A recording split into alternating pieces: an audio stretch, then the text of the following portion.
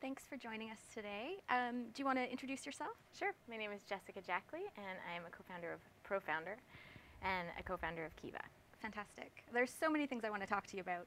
First, let's start with Kiva. Where did the idea come from? How did that originate? Yeah, I was working in East Africa with entrepreneurs who had received $100 to start or grow a business, but often it was just continuing the activities they were doing every day for survival. Yeah. So very, very tiny enterprises. I mean, people who were just herding goats, or they were seamstresses, or farming, maybe they had a restaurant with just beans and rice. I mean, very small activities. And this $100 allowed them to sort of, it's actually pretty miraculous, change the trajectory of their lives, to increase, their business activities and actually have an enterprise that was profitable and could sustain them and their families, and slowly they would lift themselves out of poverty. Now, I take a minute to explain all that, because the thing that really inspired and intrigued me, I thought that microfinance was really interesting, but I also, maybe even more so, was intrigued by the stories that I was encountering through them, these stories of poverty that were not always based on sadness and suffering, but in fact, seeing people who had very little but could change everything by becoming entrepreneurs and by being entrepreneurial. So this desire to share those stories led to the creation of Kiva, and the desire to allow people to participate in those stories led to the creation of the core product that Kiva does, this 0% peer-to-peer loan. So that's where Kiva came from, sort of being inspired by those stories of entrepreneurs in Kenya, Uganda, and Tanzania. Tell me a little bit about what you're working on now, ProFounder. Yeah. Where did that change happen? But it's a little bit similar, a little bit different, but... Yeah, so ProFounder is a crowdfunding platform for US entrepreneurs to raise investment capital from their friends and family and community.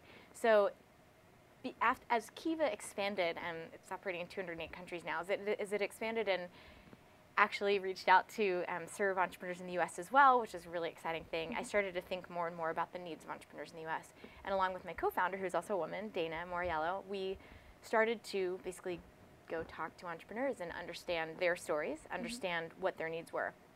Of course, a large need is capital, and many of the existing options are just not great fits for some startups and many small businesses throughout the country. So venture capital is great, but not often, VCs don't necessarily want to invest in the corner cafe, for example. And bank loans are great, SBA loans are fantastic, but they're down. The other really key factor that we saw was that when entrepreneurs were succeeding, they often had a supportive community around them. Sounds like an obvious point, but what's interesting about that is that if you take that statistic, or that sort of insight, and you also take the statistic that something like 87% of funding for private businesses comes from friends and family. So if you put all that together, you see that the power of a community to not just support, but truly catalyze financially and otherwise a business it's pretty huge. So what we did was we looked at that sort of friends and family funding space. We looked at, there's obvious potential for crowdfunding, right? I think we all sort of know that.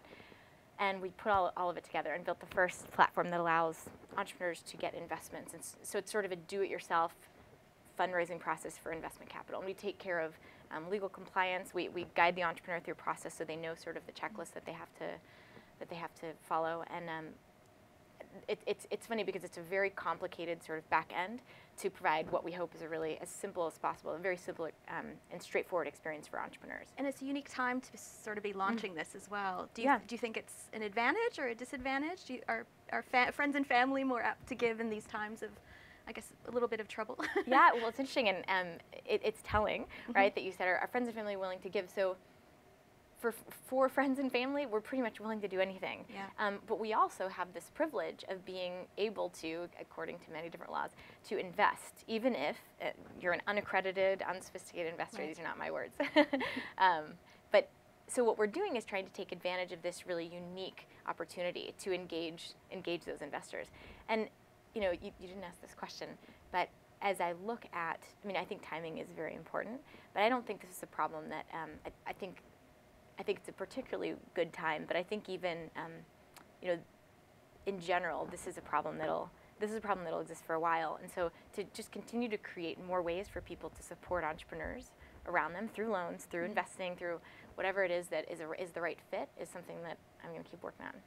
So my last question is somewhat a personal one. Using technology for social good, how much has it changed for you to be able to use the web or build technologies that were very unattainable before because of the costs.